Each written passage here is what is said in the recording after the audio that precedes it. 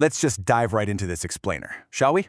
Today we're talking about how waking up early can shift from feeling like, a total punishment into a genuinely powerful tool for personal growth.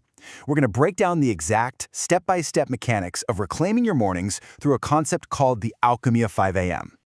Okay, so take a look at this incredibly relatable comparison. On one side, we've got the intention, right? The alarm goes off. But on the other side, the reality. We look at that alarm like it's the enemy, we completely ignore it, grab our phones, and bam, 30 minutes are just gone. Poof! The day gets completely hijacked, and honestly, it's effectively over before it even really begins. Which really brings us to this heavy, heavy question. Why do I feel so behind? Man, it's an exhausting feeling, isn't it? You look out the window, you see everyone else running around, moving, living, while you're standing there just barely awake, totally drained of enthusiasm. You kind of wonder why everyone else seems to have this magical superpower that you somehow missed out on. So let's get into section 1, the snooze button trap, and that chaotic start. Waking up normally feels like going to battle with an enemy alarm.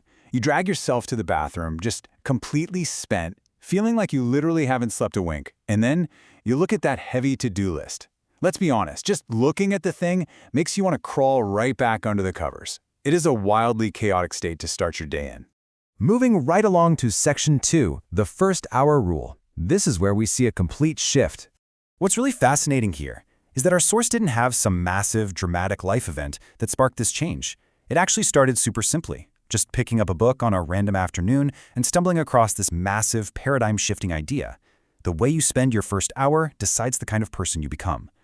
Think about that. Suddenly, the morning isn't just this dreaded chore anymore. It becomes the literal foundational building block of your entire identity. It completely raises the stakes of just waking up. All right, section 3, a step-by-step wake up. Here is exactly how we beat that 5 a.m. wall. Actually beating that wall, it requires 3 very visceral physical steps. Step 1, set the alarm intentionally. Our author talks about lying there in the dark, heart beating fast, feeling like you're right on the edge of something totally new. Step 2, when 5 a.m. hits like a ton of bricks, and it will, do not hit snooze. Just sit up. And step 3, put your bare feet right on the cold floor. It's that exact, jarring, sensory shock that genuinely pulls you out of sleep earlier than usual. So, once your feet hit that cold floor, the very next move is to take a deep breath and just stand up. Our source describes this amazing, quiet thrill of walking over to the window and seeing something entirely new, the world, before it even rises. You get this profound realization that you have to physically move forward before everyone else even starts moving. Section 4, powerful 5 a.m. rituals.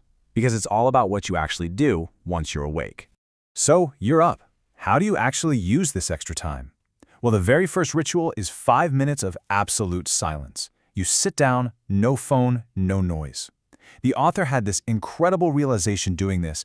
They realized they hadn't been truly alone with their own thoughts in months. This tiny, brief window of absolute quiet, it is incredibly grounding. Right after that comes an honest, totally unpolished journaling practice. Seriously, you don't have to write beautifully here, just honestly. You write down what you want, you write down what scares you, and you write down what can actually happen today. This practice just immediately centers your focus for the whole day. Next up is a highly specific ritual, and it revolves entirely around the number 10. This simply means reading exactly 10 pages. Not an entire chapter, definitely not a whole book, just 10 pages of real ideas that literally blow your mind and force you to think differently. It's such a simple, actionable little habit, but it feeds your brain right out of the gate. And finally, you absolutely have to establish a vital boundary. Keep your phone upside down, on purpose. You are deliberately making the choice to protect your incredibly valuable attention from the endless, draining drama of the newsfeed. You're deciding right then and there in the quiet exactly where your attention is going to go today. Which brings us to section 5, the real-life transformation. Let's see how this bleeds into the rest of the day. Because this new routine, it doesn't just stay confined to the early morning. By 7 a.m., you might look in the mirror and actually notice a look of genuine intention looking back at you. The progression here is super powerful. On day 1, 5 a.m. hits like an absolute wall. But a few weeks later, seeing the sunrise stops being some random accident. It becomes a promise you make to yourself. And months later, you are literally reaching your daily goals 2 whole hours before the rest of the world is even warmed up. The tangible benefits of this whole transformation are just massive. You stop running everywhere frantically, and you finally stop feeling so behind. You start navigating your day as if you already know exactly where you're going. Your job changes, not because you suddenly got smarter overnight, but because you are way more focused, calm, and present. And those goals that used to seem like they were stuck on the other side of an unscalable wall, you start earning check marks on them, one by one, and actually feeling genuinely content. The absolutely crucial point to take away from all of this is that waking up at 5 a.m. is not about punishing yourself. It doesn't have to be some kind of extreme sport. It's actually a profound act of self-prioritization.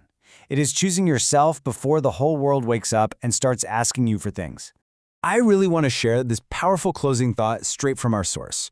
At 5 a.m. tomorrow, a calmer, better, more intentional version of your life is sitting there, waiting for you to arrive. I love that.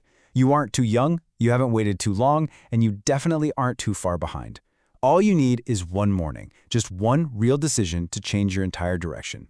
Which leaves us with a final and pretty provocative question. What will you choose to do at 5 a.m. tomorrow? Are you ready to set that alarm for 5 o'clock tonight? Not because you have to, but because somewhere deep inside of you, you already know you're capable of more? Sleep deeply tonight, folks, and I will leave you to think on that.